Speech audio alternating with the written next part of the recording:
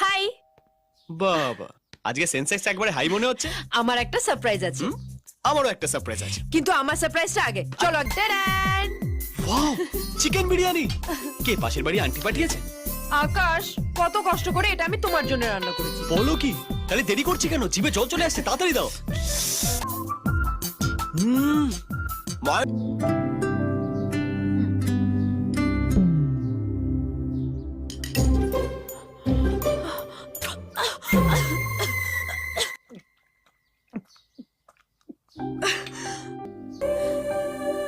এত ঝাল, আর তুমি চুপচাপ খেয়ে নিলে, একবারও অভিযোগ করলে না।